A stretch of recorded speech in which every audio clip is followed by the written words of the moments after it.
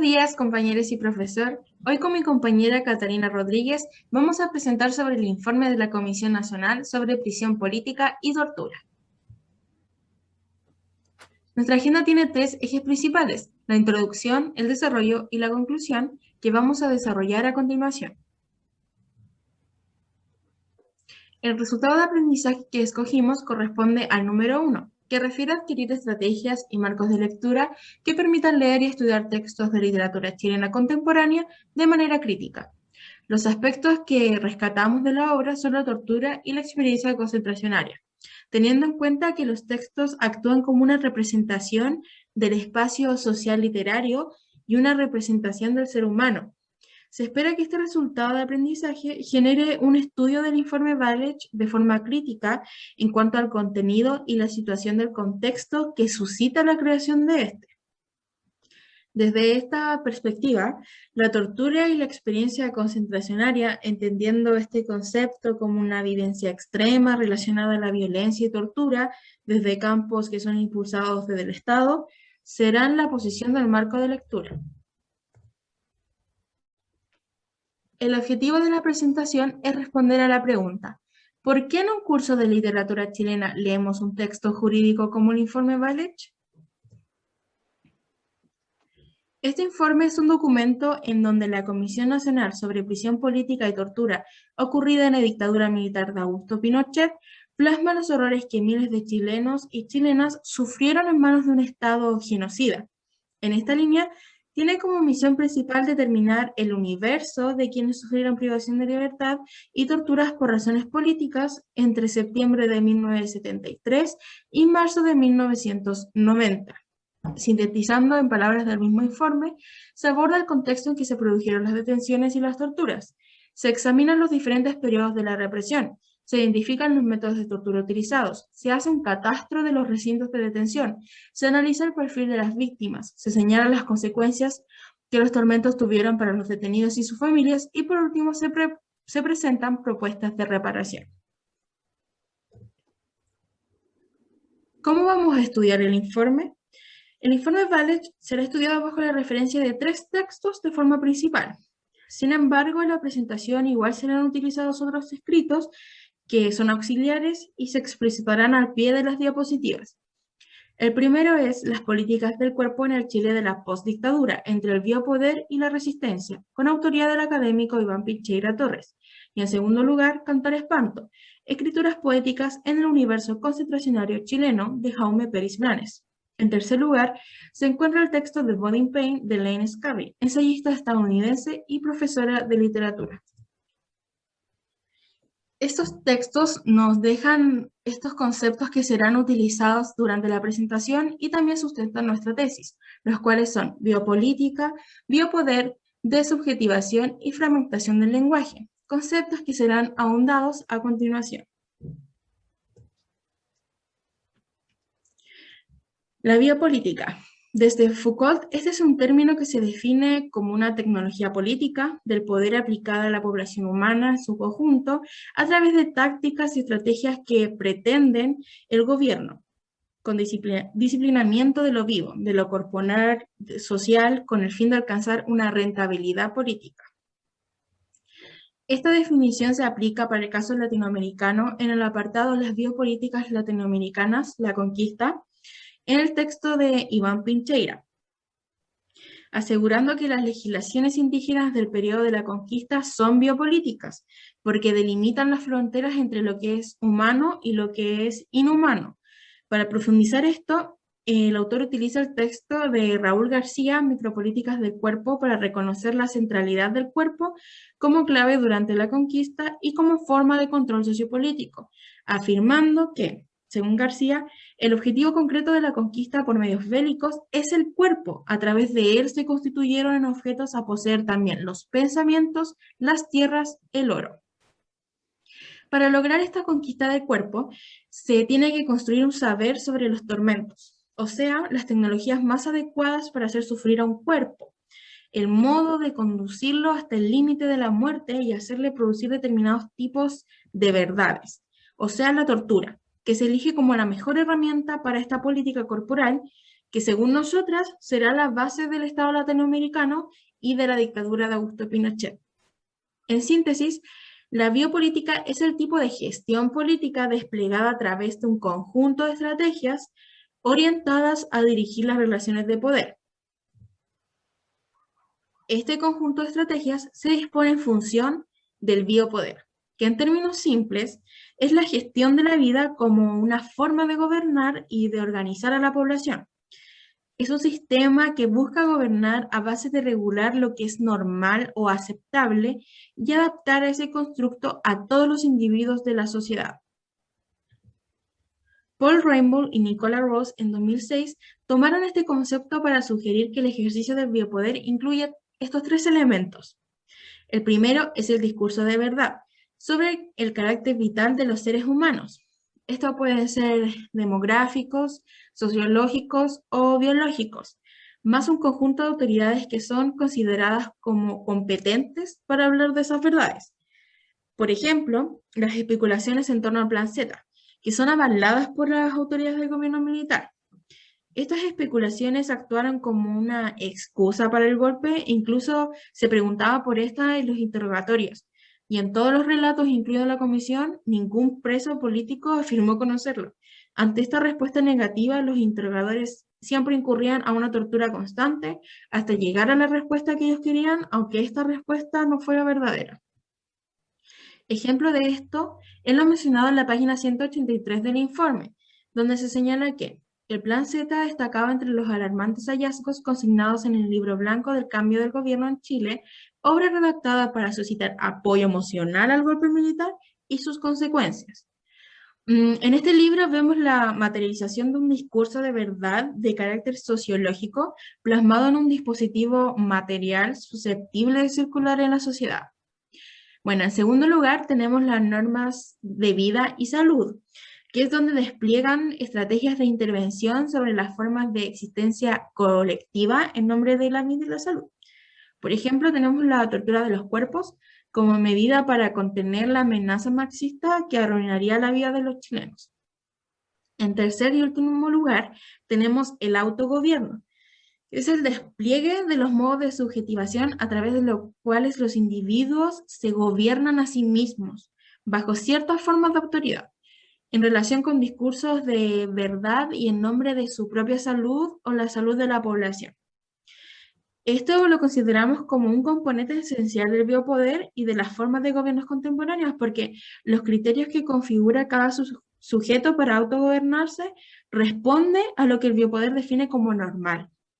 En esta línea resulta ilustrativo que muchas personas estuvieran a favor del golpe durante los dos primeros periodos, o sea, del 73 al 77, e incluso luego del golpe, en razón de que los discursos de verdad, junto con la censura, calaron muy hondo en el pensamiento de aquellas personas que no se cuestionaban nada ni resistieron a este biopoder.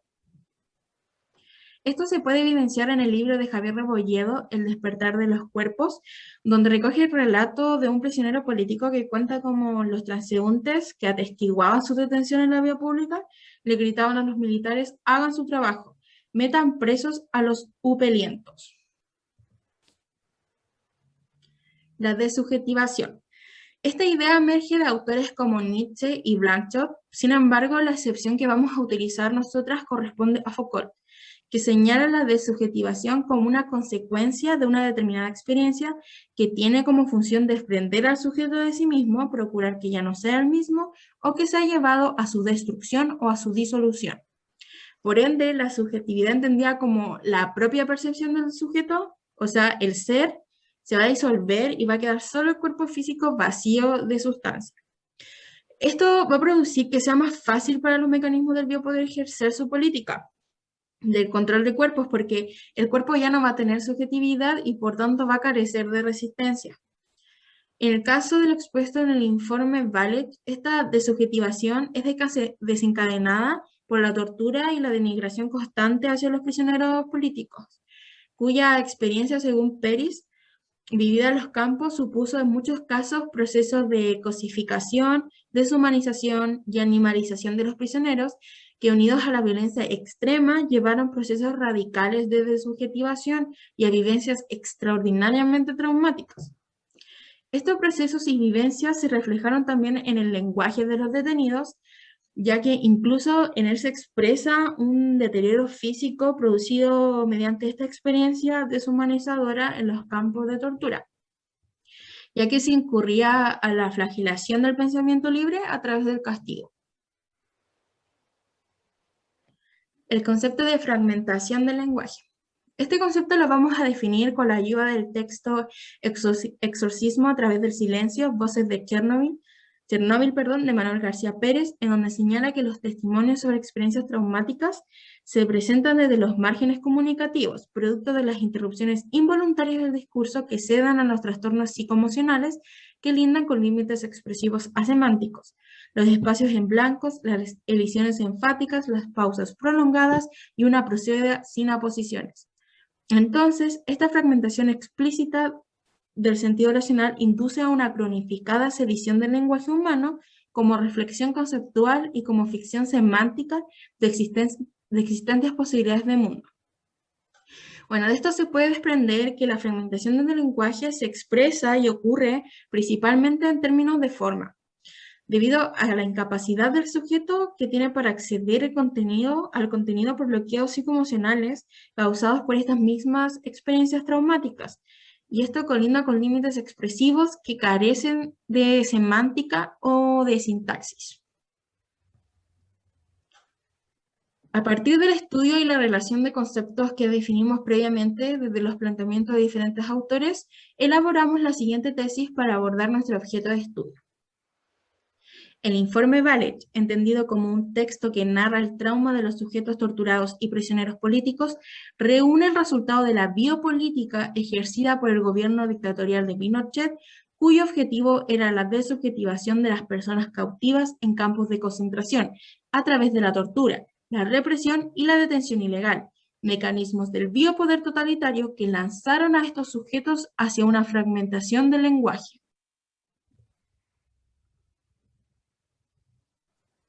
Bueno, considerando lo que mencionó mi compañera Claudia sobre biopolítica, en la dictadura militar la producción de cuerpos dóciles y fragmentarios es sumamente exitosa, porque sobreviene a partir de un aparato represivo sustentado en un marco legal que instauró condiciones jurídicas adecuadas a la represión.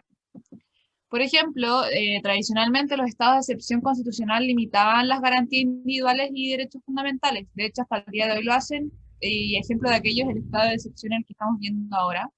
Y el régimen militar, perdón, intensificó estas restricciones, ya de por sí severas, como las de ahora, incorporándolas a su propia institucionalidad. Por ejemplo, sustituyeron en la ley número 640 de 1974 la causal de conmoción interior por conmoción, sea cualquiera su naturaleza, o sea, que cualquier cosa que pudiese suceder puede suscitar un estado de excepción. Asimismo, también legislaron leyes de carácter secreto, pero que igual obligaban a la población a su cumplimiento, aunque desconocieran de estas leyes. Y también ampliaron la facultad de los tribunales militares para juzgar y fallar en causas para las cuales eran sumamente incompetentes. Entonces, la dictadura militar configuró este marco legal utilizando la potencialidad del lenguaje en la escritura de leyes para sujetar la gestión del biopoder a la sociedad a través de la propia legalidad y jurisdicción, configurando una política de control de cuerpos en función de un discurso de verdad contramarxista, poniendo como excusa el resguardo de la población chilena en su conjunto. Y para ello se limitaron y se coartaron derechos fundamentales, como el de libre pensamiento y el de libre movimiento, a través de un aparato represivo legalmente equipado para el control de cuerpos, cuya base es el miedo, pero no cualquier miedo, sino el miedo al daño corporal, al aniquilamiento, a la muerte. Y esto sucede porque este es un aparato represivo del biopoder que se gestiona a través de biopolíticas con amplios métodos de torturas para flagelar el cuerpo de aquel sujeto que atente contra la rentabilidad de la dictadura militar. Pues según esta ideología, la represión era la respuesta legítima a la subversión manifiesta o larvada y estaba eximida de respetar los derechos humanos de personas que se sustraían por voluntad a la titularidad del régimen, al engrosar las filas del enemigo, que este no era otro sino que el marxismo. En definitiva, esta represión es la justificación a la subversión o resistencia al golpe, la cual tiene su mayor expresión en la tortura, a través de diversos métodos que van desde la asfixia hasta las violaciones sexuales, a los colgamientos, a la privación de los medios de vida, etc. Métodos que se constituyen como una amenaza constante contra el cuerpo de aquellos que resulten detenidos por militares o carabineros o por la CNI o por la DINA, ya que a través del daño físico, por medio de la tortura, se cumple el objetivo primordial de la biopolítica, que es la desubjetivación del sujeto para arrancarle toda fuerza de resistencia, como mencionó mi compañera anteriormente. Y todo esto a través de la aniquilación de esa propia subjetividad que es el ser, que es el ser en donde están las ideas, los pensamientos y la propia esencia del propio ser. Aunque en muchos casos esto no lo lograron, y veremos más adelante por qué. Este objetivo está respaldado por el biopoder, o sea, el objetivo de la desubjetivación, y sus tres elementos, como mencionó Claudia anteriormente, y por eso también está este miedo al daño físico, porque estos tres elementos dejan al sujeto quebrado por la tortura colgando en la periferia social, porque el miedo al daño físico conlleva a un daño emocional que carece de representatividad externa, porque este dolor o este trauma está dentro del cuerpo, no es algo externo. Además, este exterior, o sea, el entorno del sujeto torturado, sigue atentando contra este cuerpo a través de los elementos del biopoder que consideran a los torturados y prisioneros políticos como inaceptables, violentos o peligrosos, e incluso como delincuentes. Y esta percepción va a aislar al sujeto torturado, hundiéndolo aún más en su propia desubjetivación, pues cuando se reinserta en la sociedad, entre muchas comillas, metafóricamente, jamás va a abandonar el campo de concentración porque sigue sufriendo los estragos de la tortura, con sus efectos físicos, psicológicos, más los estragos de los prejuicios sociales y el estigma incrustado en la sociedad por el biopoder. Entonces, el sujeto va a tener que pervivir con su trauma más estos nuevos factores sociales, económicos y culturales que van a afectar su calidad de vida. Pues en muchos casos, la tortura física, como la aplicación de la electricidad, los golpes, la privación de los medios de vida, la asfixia, etcétera, dejan estragos físicos que impiden a nivel corporal el desenvolvimiento del sujeto en la sociedad y en el mundo laboral, impidiéndole desarrollar ciertos trabajos y lanzándolo hacia la pobreza. Y esto se evidencia a través de diversos relatos incluidos en el informe Valets. El primero corresponde a un hombre detenido en el 73 de 32 años en la región metropolitana y alude a que la vida cotidiana se refracta y nunca vuelve a ser la misma, arrastrando al sujeto a dimensiones negativas del ser humano, incluyendo la pobreza. Este dice así: la calidad de vida nunca volvió a ser la misma, vi truncadas las esperanzas, sueños y expectativas de futuro, tanto para mí como para mis hijos, que arrastraron consigo una historia de frustraciones, carencias y pobreza. El segundo corresponde a un hombre de 43 años detenido en Antofagasta en el año 73 y alude principalmente a la pérdida de la estabilidad laboral y por causa de estas discriminaciones del entorno, de los prejuicios sociales que mencionaba anteriormente. Dice así: sufrí grandes discriminaciones, nunca más logré encontrar trabajo estable. Todos mis hijos tuvieron que dejar de estudiar a partir del 73 por falta de recursos. Siento una gran deuda con ellos, ya que por falta de estudios todos ellos han tenido mucha pobreza. Aquí se ejemplifica el círculo de pobreza social, económica, etcétera, de los torturados y prisioneros políticos que se dan a partir de los elementos del biopoder. Y esta desubjetivación del sujeto en todas las esferas sociales y vitales, como la salud, la economía, la familia, las emociones, etcétera, lo llevan hacia una angustia extrema, que disuelve aún más su propia subjetividad, porque constantemente están reflectando sobre los otros, y en el caso de estos pequeños extractos, en lo que no le dan a los otros, porque el sujeto rehuye constantemente de su propio ser, de su propia subjetividad fantasma, que ya está disuelta, porque la tortura y el trauma causó una catástrofe identitaria en el sujeto, el cual ya no existe como persona, sino como trauma, como causa y efecto, como culpa,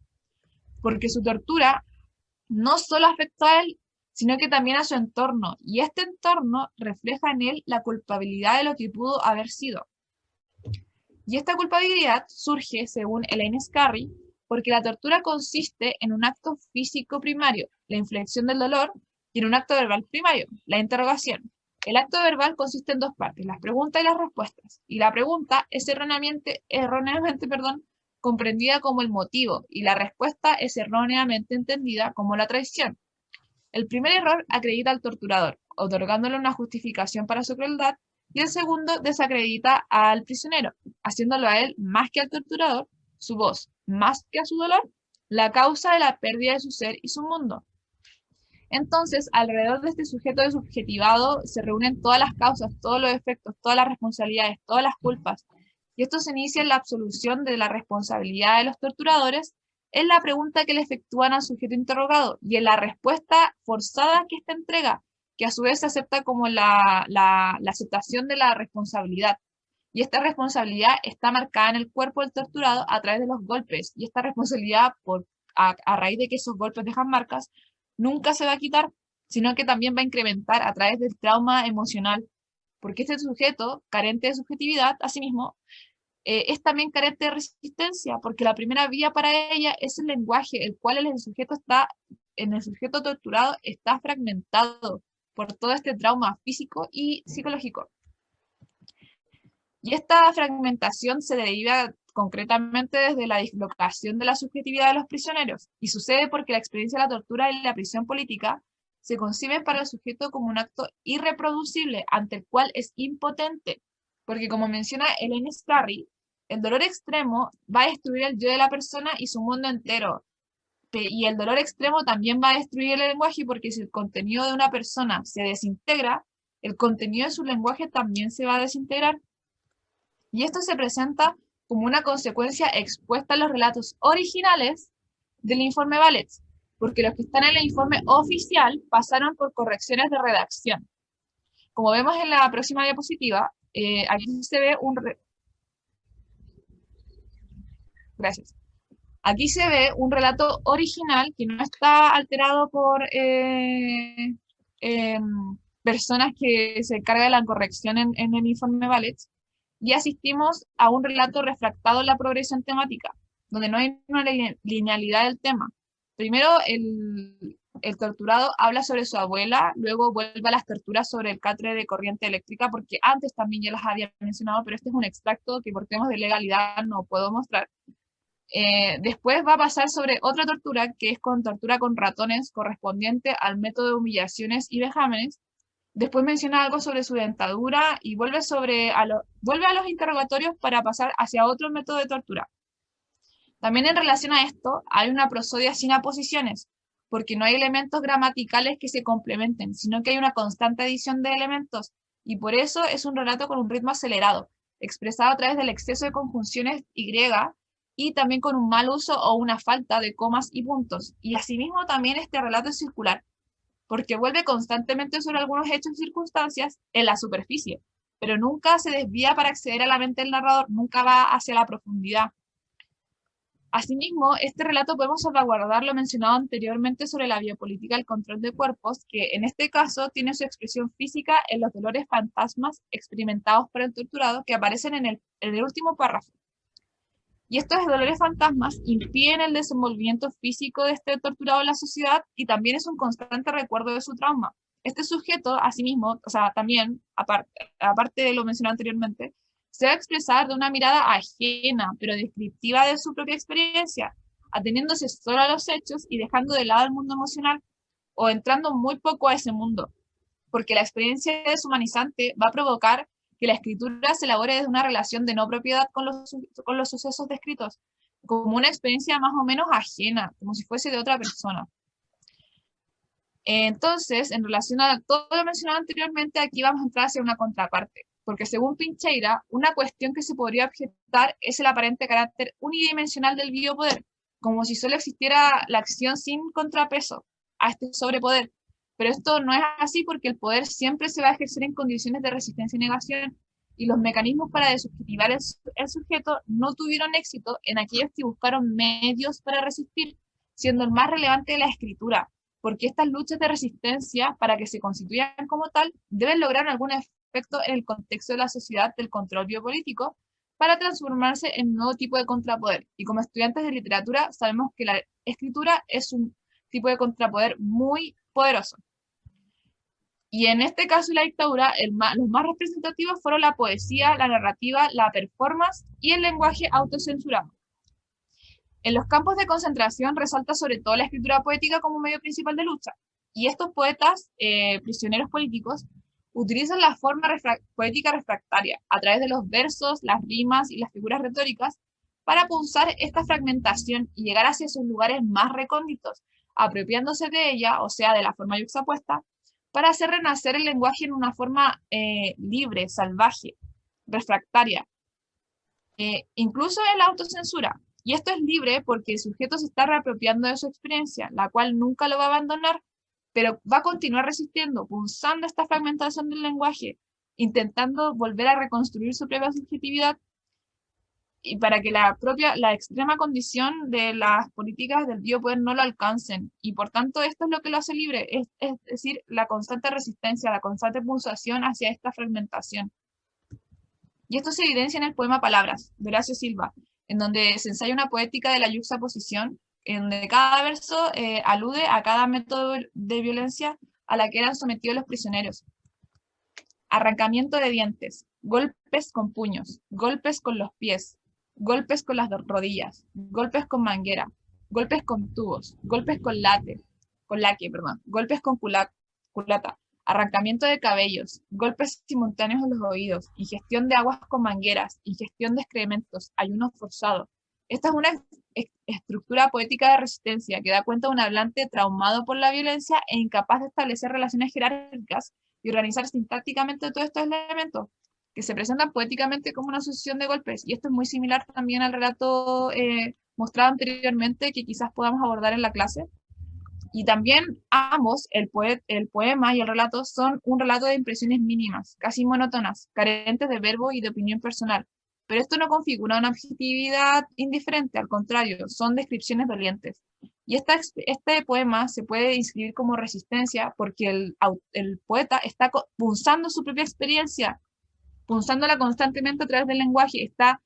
reapropiándose de esta fragmentación y de esta disolución de la subjetividad para a su vez reconstruirla. Por otro lado, otra forma de resistencia contra el biopoder fuera de los campos de concentración, o sea, en la vía pública, fue el CADA, a través de actos performativos y de poesía y también narrativa, envueltos todos en un halo de autocensura para rehuir a los aparatos censores de la dictadura. Y este grupo propuso, considerando a Pincheira, nuevas subjetivizaciones y nuevos modos de estar en el mundo colectivo. Y de este modo, el CADA configura una resistencia que no se queda en la pura concientización y en la pura consigna, o sea, en las puras palabras, sino que será la corporalidad, el cuerpo en su integralidad y sus puestas en escena lo que efectivamente se pone en juego, porque el cuerpo literalmente está resistiendo al control, está saliendo y ocupando el espacio en la vía pública, como se ve en la imagen, porque está luchando constantemente contra ese miedo al daño e incluso en el caso de Amela Altit, en su performance bastante conocida, se lo infringe a sí misma. Es por esto que decidimos relacionar nuestra tesis y este texto con Lumpérica, porque este texto se relaciona intrínsecamente con nuestro planteamiento sobre el informe Valets, porque se apoya en una desestructuración lingüística. Gracias. Porque se apoya en una desestructuración lingüística o en una fragmentación del lenguaje. O sea, es un relato fragmentado por el uso excesivo de metáforas que sirven a un lenguaje de la autocensura, como mencionamos anteriormente, para rehuir a los aparatos censores de la dictadura. Además, intenta recuperar el significado de lo marginal, de lo ignorado o de lo subjetivado, aquello que el biopoder lanza al abismo, que lo ignora, como los torturados y los prisioneros políticos, que a su vez es un lenguaje de lo inefable, de lo inexplicable, como la propia experiencia concentracionaria. En este sentido, esta narrativa, o sea, lumpérica, que también se puede inscribir como una acción de arte en el lenguaje del CADA, se incluye como una resistencia al poder porque utiliza el sinsentido que produce la desubjetivación del sujeto para exponer una crítica contra el biopoder. Una crítica a través del lenguaje de la herida, que se presenta como un punto de fuga ante toda norma establecida desde un lenguaje de lo performativo, o sea, del cuerpo. Un cuerpo que se mueve y rehuye literalmente al control del biopoder. Entonces, retomando el objetivo y para especificar su cumplimiento, ¿por qué en un curso de literatura chilena leemos un texto jurídico? Y lo leemos por esto y por esto.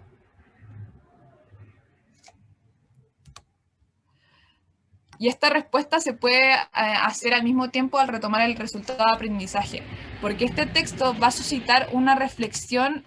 sociológica, literaria, lingüística y antropológica, porque se configura como un marco para abordar muchas perspectivas del ser humano e incluso muchas perspectivas de la literatura. Por ejemplo, la sociología, porque al leer el texto nos dimos cuenta que es muy similar a lo que sucedió en el estallido social. De hecho, hasta el día de hoy se tortura a la gente que se manifiesta contra el biopoder, en este caso el neoliberalismo. Y también es una reflexión antropológica, porque es una reflexión sobre el ser, sobre la propia subjetivación del ser y cómo este ser va resistiendo. Y también, intrínsecamente relacionado, suscita una reflexión lingüística por este tema de la fragmentación del lenguaje, que a su vez está directamente relacionado con una reflexión literaria, porque, por ejemplo, como podemos evidenciar en la imagen anterior, en donde están las portadas de los textos, por ejemplo, el texto de Alejandro Zambra, al leer el texto Valets, el capítulo específico de la infancia en la dictadura, o de la infancia de los hijos de los torturados, se puede abordar el texto desde un marco mucho más rico y enriquecedor y con hechos, porque al final el informe Valets no es ficción, es realidad. Entonces, este resultado de aprendizaje se cumple literalmente porque este texto actúa como un marco para abordar distintas reflexiones. Antes de finalizar nuestra presentación, queríamos presentar una pregunta para ser discutida en el curso. En relación a lo revisado a lo largo de la presentación, ¿cómo representa Ricardo Lagos en el prólogo del informe Valets la herida de la dictadura? Muchas gracias por su atención y esperamos que se encuentre muy bien.